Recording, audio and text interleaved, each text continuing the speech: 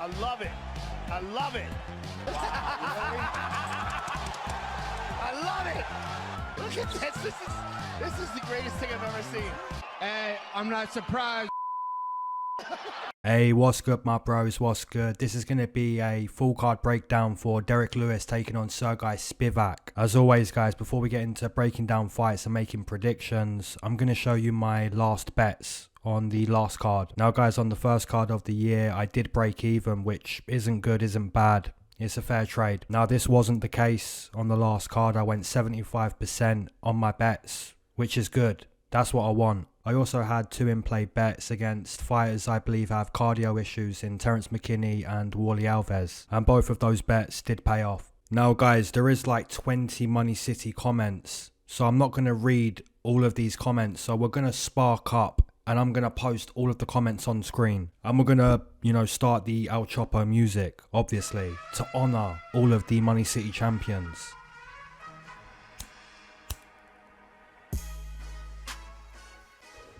So yeah, if you see your name on the screen, I'd like to say that's money. That's pure money. GG's. And to be honest, there would have been even more MoneyCity comments if those people would have hashtagged their comment. Obviously, to feature on MoneyCity, you've got to show your representation to the MoneyCity gang by hashtagging your comment. So yeah, like 20 people did hashtag their comment and they just dusted the bookmaker, which is what you want to do, right? We all want to dust the bookie. Now, guys, let me know if you're going to be watching this card. This is UFC Korea and the time zone's all messed up. But if you're in America, guys, you gotta be watching this card. Hey, the Europeans stay up all night. Guys, you gotta be watching this card. And to be honest, guys, after watching all the tape that I've watched on this card, I think it's gonna overachieve.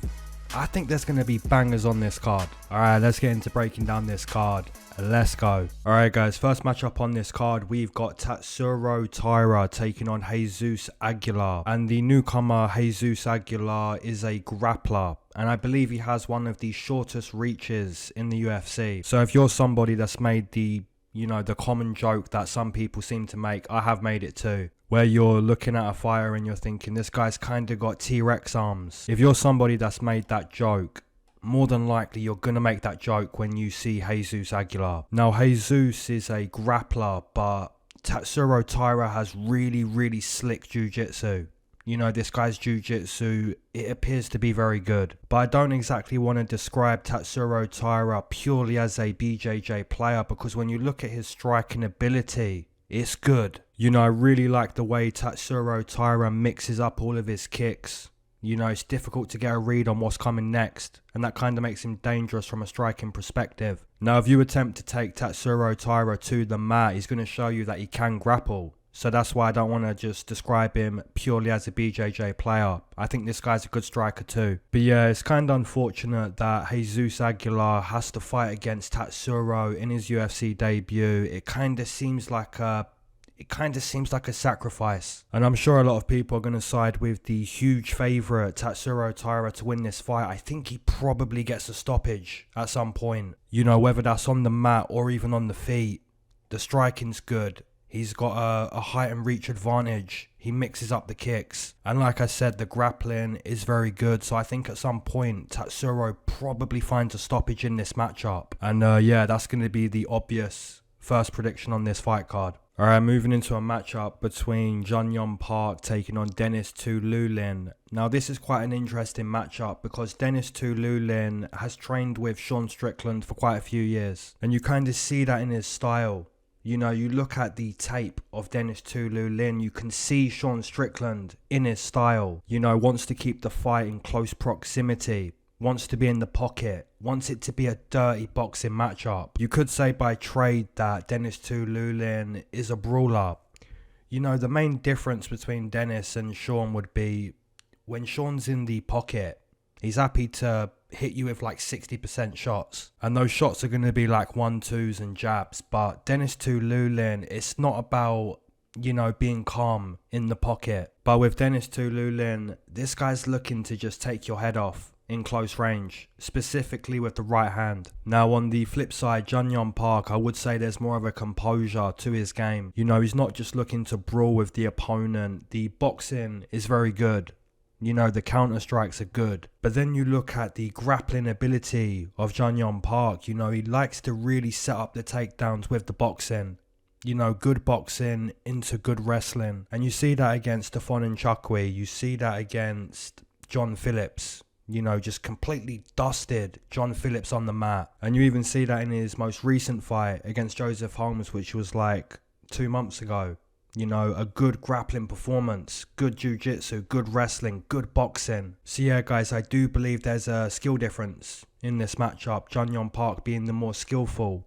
But Denis Tiuliulin, if he can fight his fight, he's got a chance. It's a good matchup, but I don't really see JungYeong Park being in the pocket too much with Denis. And I also don't really see JungYeong Park circling into the right hand of Denis Tiuliulin. You know, if Denis Tiuliulin is going to be heavy with the right hand, just keep throwing that right hand over and over. You don't circle that way. You circle away from the right hand. And he's not going to stay in the pocket. And it would also be reasonable to assume that JungYeong Park is probably going to implement some grappling the way he normally does.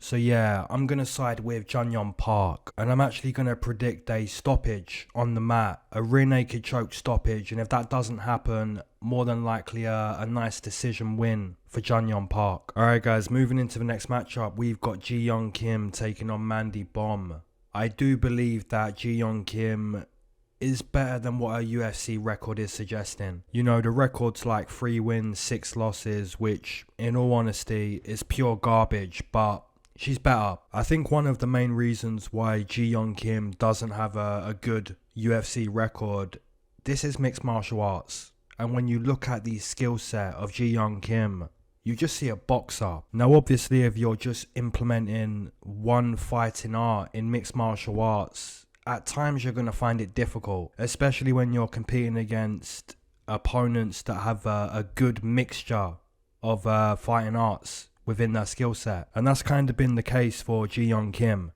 You know, her boxing is very, very good. It's very technical, it's sharp, it's good. But she doesn't really kick the opponent. She doesn't really plan to take the opponent to the mat.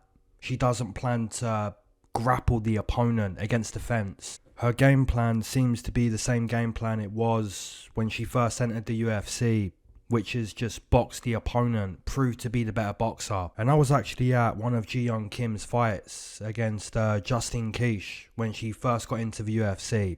And it was good, you know, it was a good boxing performance. Now the opponent, Mandy Bohm, you should just change this girl's name to Mandy Bum or Mandy Dosser.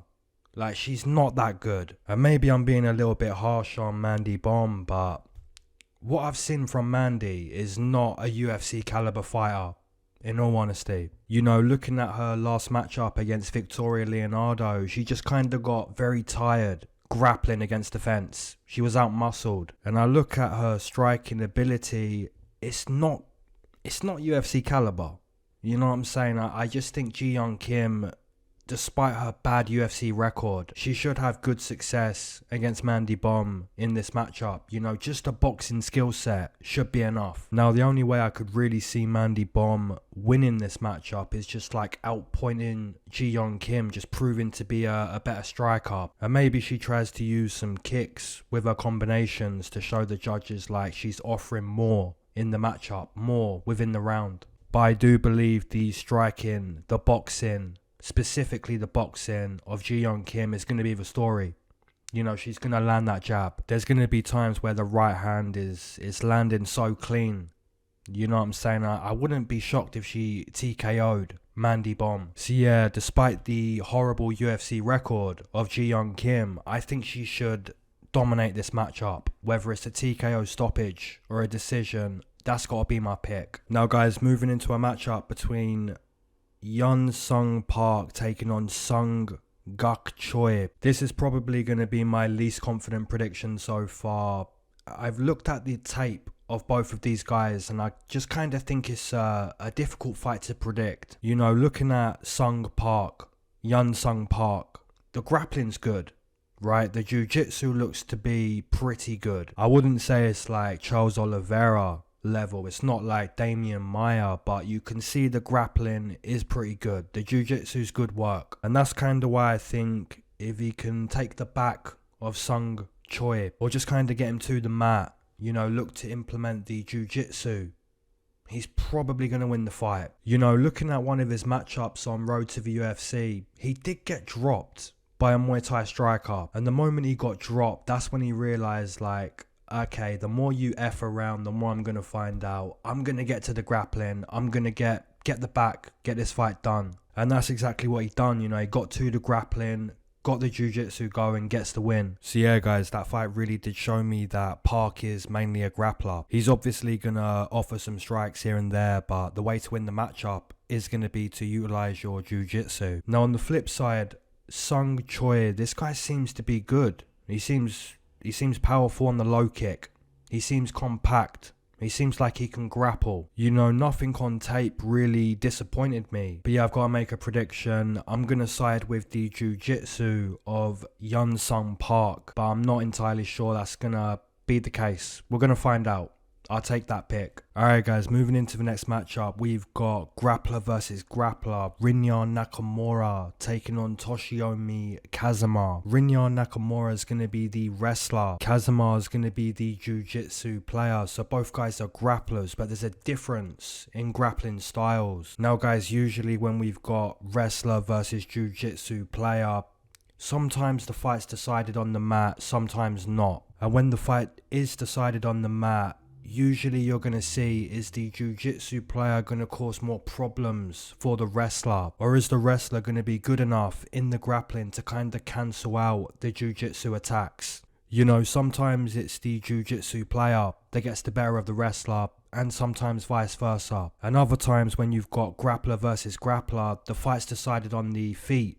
You know, it doesn't even go to the mat. Now guys, looking at this matchup, I'm kind of confident in saying that Rinya Nakamura can get the better of Toshiomi Kazama on the feet and on the mat. Looking at Rinya Nakamura, I think this guy's a pretty decent wrestler.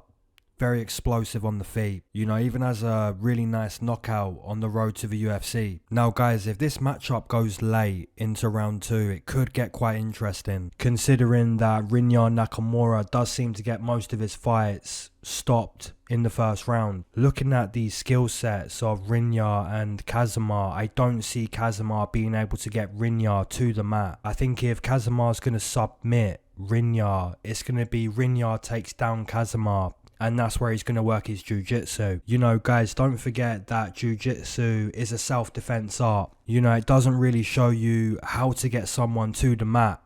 Of course there's things like pulling guard, which we have seen happen. You know, we've seen Paul Craig pull guard, but it's not like the best way to really control someone, really get someone to the mat. Jiu-jitsu is there for self-defense. You know, if someone takes you to the mat, if someone takes you to the ground, you know what to do. You know, wrist control, getting the full guard, you know, looking to control posture. It's a self-defense art. So yeah guys, I don't really see Toshiomi Kazama being able to get Rinya to the mat. And like I said, Kazama is primarily a BJJ player, and if he's not going to be able to get him to the mat, he's not going to be able to use the jiu-jitsu. So really, Kazama's going to probably try to find some success on the feet, which I still don't see being too plausible. So for me on this one, I'm going to side with Rinya Nakamura. I think he's very explosive on the feet. I think he's a better wrestler, better grappler, and that's why I'm going to make that pick. Alright, moving into the next matchup, we've got Yi Zha taking on JeongYeong Lee. Now guys, I really do like this matchup, and I'll tell you why. One of these fighters hasn't really been in a fight, and the other one has. Now some people listening to this breakdown might look at the records on screen and be like, what are you talking about? Both of these guys have been in fights. I can see the records. Guys, you gotta remember that a fight's only a fight when you have to overcome adversity, right? Sometimes we see fights like Gabriel Bonfim, who just completely destroys Munir Lazzez. Sometimes we see fights like Johnny Walker just completely destroying Paul Craig. You know, these are good performances. These performances get you paid, but they're not really fights. Now, of course, there's an agreement for two fighters to meet inside the octagon, and they're waiting for the ref to say fight, and now you've got a fight. But one side completely dusts the other side. You know, it's not really a fight. But guys, when you look at what a fight really is, A fight is when two parties agree to try to resist the efforts of the opponent. What I'm trying to say is a fight's not a fight until there's adversity to overcome. You have to overcome adversity. That's a fight. Now, one of these fighters has overcome adversity. I can see it on tape. I can see one of these guys has been in some bad spots and he's overcome. And that's going to be Yi Zha. Yi Zha's been put in a couple bad spots on the mat. He's been in fights where he's got tired. And you can see that this guy's comfortable when he has to overcome adversity. Now, guys, I'm not saying that Yi Zha's better than JeongYeong Lee because he's overcome adversity. I'm not saying that. But it does appear that JeongYeong Lee hasn't even had to overcome adversity because he's that good. He's that dangerous. JeongYeong Lee, as far as I'm concerned, is the adversity. This guy is the adversity. This guy's the storm. And the storm hasn't had to overcome another storm. That's what's interesting with this matchup. You know, guys, looking at the striking of JeongYeong Lee, it's quick, it's accurate, it's technical, it's dangerous. This guy's the storm. I think if Yi Zha can show, look, I'm going to stay in the fight. I'm going to maybe lose early in the fight, but if I stay in the fight, then he can maybe cause problems. But here's the thing, guys. JeongYeong Lee, the Korean Tiger, so lethal.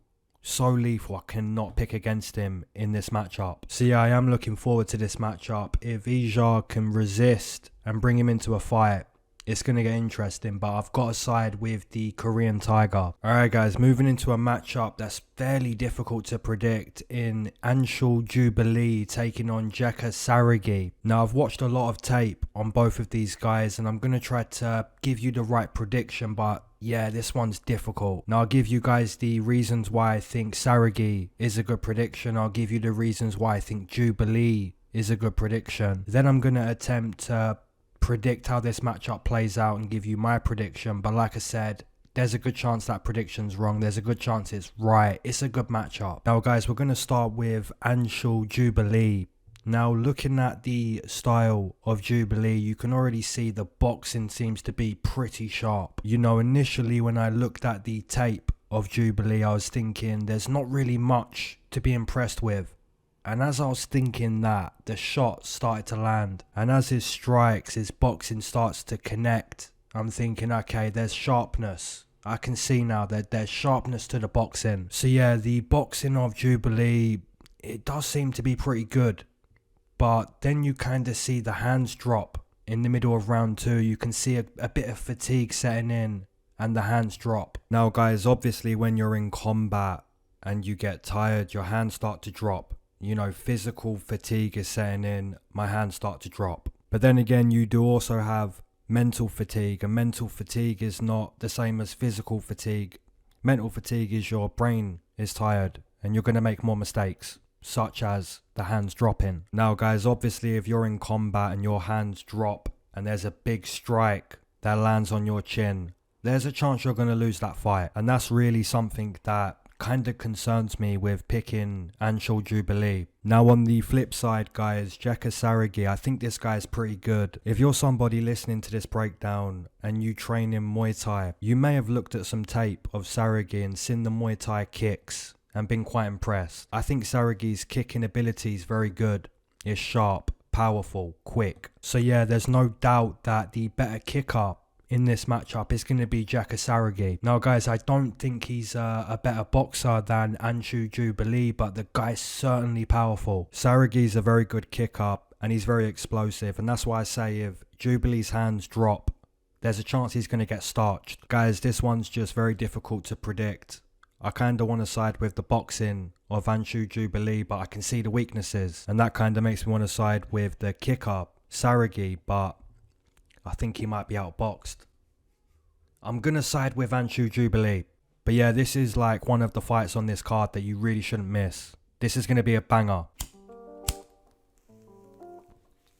If you waited to smoke with me, amen. If you've been smoking this whole time, double amen. If you're not a smoker but you enjoy the smoke breaks, that's a triple amen, gang. Now guys, two things. Firstly, if you want all of the bets that I'm personally going to be making, there's only one way to do that, and that's to join my Patreon. Just to show you guys what the results were on the first card and the results on the second card. The first month was successful, just for the price of $6, so you got back your $6 and you made some money. And I believe my Discord group alone is worth more than $6 a month, in my opinion. And the second thing, be sure to follow my Instagram for quick pick predictions.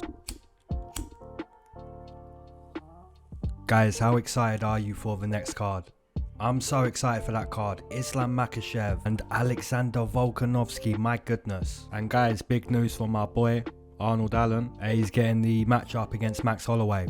I kinda think he already deserves the shot at the title, but guys, if Arnie beats Max Holloway and he's got to fight the winner of Yair and Josh Emmett, that's a disgrace. Because at that point he's going to be 11-0 in the UFC. What, you got to go to 12-0 to get the shot? That's a madness. In my opinion, Arnie already deserves the shot.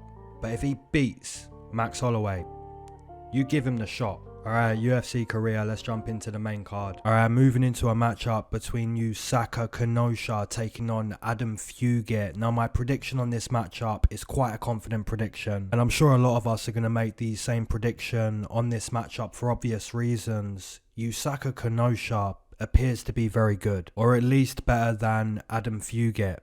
You know, the two weapons for Yusaka Kenosha is going to be the power calf kick. The power calf kick's money. And the second weapon that I like from Kenosha is just his counter punching ability. You know, on the Contender Series he displayed a really nice slip back counter, and he stopped the fight from that counter shot. And guys, prior to that stoppage there was so many beautiful, powerful calf kicks that were damaging the opponent, and more than likely the calf kicks were like the main reason why the opponent was kinda lazy on stepping back from the counter. You know, the opponent tried to hurt Kenosha, and that's where Kenosha slipped back and countered. But as the opponent misses on those strikes, you know, should be trying to get out of the way of the counter shot. But the counter shot was clean, and I'm assuming that the calf kicks played a good role in setting up that counter shot. You know, the opponent was just kind of frozen, missed his shot, stayed in the same spot, got slept. So yeah, the calf kick from Yusaka Kenosha is money, and I expect it to land multiple times against Adam Fugitt. Now guys, the opponent, Adam Fugitt, this guy's kinda kick heavy. If you look at his fighting, he's kinda kick heavy. So you could say, like, stylistically you've got Kenosha that wants the calf kick, and then you've got Adam Fugitt that also wants to kick the opponent. So yeah, stylistically I think Kenosha probably has a good matchup, and Adam Fugitt striking defense is not good. So yeah guys, I'm gonna side with Kenosha to find a TKO stoppage at some point in the middle of the fight. That's going to be my pick on this one. Now guys, moving into a matchup between Choi taking on Kyle Nelson. Now the Superboy, the Korean Superboy, this guy's boxing is very, very clean. One of the main weapons that Choi really specializes with is the rear hand uppercut. Make sure you watch out for that weapon guys, the uppercut. Rear hand uppercut is a thing of beauty for Choi. Is it a red flag that Choi is inactive? You know, super inactive? You'd have to say it is a red flag. And it's not usually a spot I want to put my money on. You know, when you've got a fighter that's super inactive, you kinda don't want to bet on that type of fighter. But guys, at the same time, I do believe the boxing of Choi is much better than Kyle Nelson's. I think if Kyle Nelson's gonna win this matchup, he's got to kinda just make it a pretty boring matchup. You know, push Choi against the fence, or even grapple Choi. You can look back at what Charles Jourdain done to Choi. You know, he kind of started pretty badly in that fight, but then started to find his shots. And then at one point, Choi just kind of walks into a left cross. You know, you can go back and watch that fight. It was like a car crash. Obviously, anytime you walk yourself into a big shot, there's a good chance you're going to go down. There's a good chance you're going to go to sleep. And that's pretty much what happened to Choi back in December 2019. So yeah, Choi was finding his shots early in that fight, but just kind of ran into a car crash of a left hand. Now guys, I don't really cap Kyle Nelson is the same type of striker as Charles Jourdain. Now guys, is there a chance that Kyle Nelson can kind of capitalize on some rustiness of Doo-ho Choi, you know, inactivity? There is a chance, but I think it's more likely that Kyle Nelson would be able to push him against the fence or even take him to the mat. So that's the only real way I see Kyle Nelson winning this matchup. But I'm going to side with the boxing of Doo-ho Choi. Guys, like I said, the rear hand uppercut for Doo-ho Choi is a major weapon. And I just think his boxing super clean. So yeah guys, as a gambler and as a fan of mixed martial arts, I'd love to see Doo-ho Choi return to the octagon and just kind of show there's levels to boxing. So my prediction is going to be Choi based off his boxing ability. Potentially a TKO. Now guys, moving into a matchup between Marcin Tybura taking on Blagoy Ivanov. This is quite a weird matchup because this card is a UFC Korea card. It's a Korean card. Blagoy Ivanov is not from Korea and neither is Marcin Tybura. Maybe one of these fighters has like a connection to Korea. Maybe Marcin does, but the only real connection I see from Marcin Tybura is this guy's Augusto Gloop. That's the only real connection I see. You know, really turned into a mixed martial artist. But yeah, what can we really say for Marcin Tybura and Blagoy Ivanov? They always mention that Blagoy got stabbed. They always mention that. So I guess I'll mention that too. You know, this guy got stabbed and he survived. So you could say it's kind of tough. Now, as for the fighting ability of Blagoy Ivanov, I've never really been too impressed, to be honest. You know, obviously he's quite tough to get stabbed and survive. But looking at what he actually does inside the octagon, I guess he can grapple. You know, his grappling's pretty good. His striking seems to be okay too. But yeah, Blagoy Ivanov never really impressed me too much. Now on the flip side, Marcin Tybura, aka Augusto Gloop, this guy's grappling is also good. You know, his jiu-jitsu is very good. It would also be fair to say that the striking of Marcin Tybura is not great, it's not bad, but it has improved. And I think Marcin Tybura even said, like, when Jan Blachowicz became champion, that really inspired him. And you can see that he put together some wins because of that. You know, some of the names that Marcin has beat: Serghei Spivac, Maxim Grishin, Ben Rothwell, Greg Hardy, Walt Harris, Alexander Romanov. You know, these are good names. These are very good names. And even had a close fight with Alexander Volkov. So yeah guys, in my opinion, I'm going to side with who I've been more impressed with. And that's going to be Marcin Tybura. I'm not super confident how this matchup's going to play out, but his jiu-jitsu's good. His striking's good. You know, I'm not saying Blagoy has bad grappling or bad striking. I just think I'm more impressed with Marcin Tybura. So yeah, a little bit of a weird matchup. I'm going to side with Marcin. Alright guys, moving into a matchup between Da-un Jung taking on Devin Clark. Now guys, I just mentioned with Blagoy Ivanov that they always mention that he got stabbed. They always mention that. Now guys, one thing that Joe Rogan always seems to mention about Devin Clark, I know the hardcore UFC fans of my channel, you already know what I'm going to say. But yeah, one thing that Joe Rogan seems to always mention, he's not going to be commentating on this card, but he always mentions Devin Clark's thighs are like tree trunks. Always mentions that. And that kind of makes me laugh because it's true. You know, this guy's legs are massive. They're massive. Then you learn that Devin Clark is a wrestler by trade. You know, it kind of makes sense. This guy is very, very physically strong. He's a good wrestler. And I was actually at one of Devin Clark's fights live in New York when he fought Mike Rodriguez. And he just wrestled. Just kept him against the cage. And it was kind of annoying because that was early on the card. And I had Mike Rodriguez and he just, yeah, Devin Clark wrestling clinic. And it's interesting because Da-un Jung has also fought Mike Rodriguez and he completely dusted him. Landed a beautiful straight shot and just dusted him. So yeah, Mike Rodriguez will be watching this fight, or probably won't, or maybe will, and he'll be thinking both of these guys have just dusted me. But yeah guys, that's what you've got with this matchup. You've got a wrestler in Devin Clark taking on a good boxer in Da-un Jung. I did bet against Da-un Jung in his last matchup against Dustin Jacoby, but anyone that watches that fight, if you think that performance is going to happen again against Devin Clark, you're going to be wrong. Like I said guys, Devin Clark's a wrestler. This guy's not a striker. I'm not saying he won't swing big hooks and big overhands. He's going to do that to set up the wrestling, but his striking's nowhere near the level of Dustin Jacoby. And his footwork, his setups, his feints are nowhere near the level of Dustin Jacoby. There's also a pretty noticeable size advantage for JungYeong with the height and reach. Now guys, if Devin Clark is at a size disadvantage, it's going to be difficult for him to set up his shots.